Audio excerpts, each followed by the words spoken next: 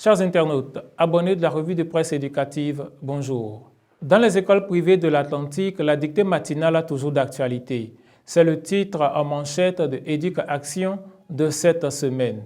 Ce dossier revient sur le sérieux que les responsables d'établissements privés accordent à cette discipline qui aide les apprenants à avoir une meilleure maîtrise de la langue française. Au secondaire, c'est l'enseignement technique et la formation professionnelle qui sont à l'honneur.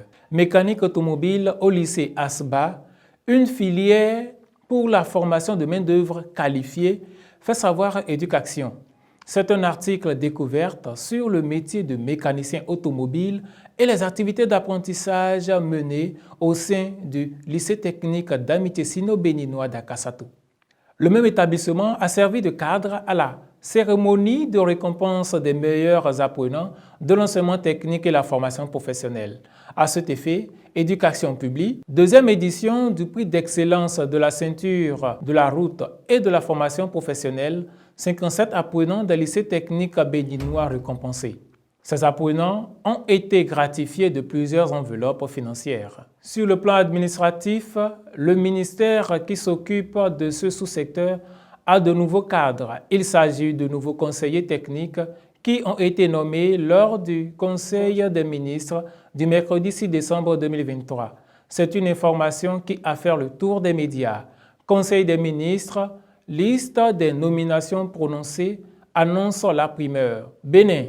Plusieurs nominations au ministère de l'enseignement secondaire, Conseil des ministres, informe à son tour le média en ligne Banoutou. Sur la même actualité, Éduc-Action renseigne, ministère des enseignements secondaires techniques et de la formation professionnelle, de nouveaux conseillers techniques nommés. Dans le supérieur, les académiciens du Bénin s'interrogent sur les liens entre le franc CFA et l'éco.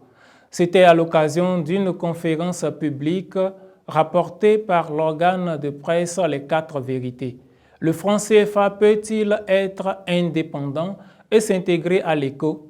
Le professeur Mamadou Koulibaly explique et donne des pistes de réflexion informant le média. Hors de nos frontières à présent, en France, l'heure est à redorer le blason de l'éducation nationale. Éducation en France, le point sur les mesures annoncées par le ministre de l'Éducation, Gabriel Attal, fait savoir la boussole info sur son site internet. Entre autres mesures, le changement de règles pour le redoublement, des groupes de niveau au collège, des programmes revus au primaire, souligne le média. C'est la fin de cette revue de presse. Merci de nous avoir suivis. À la prochaine.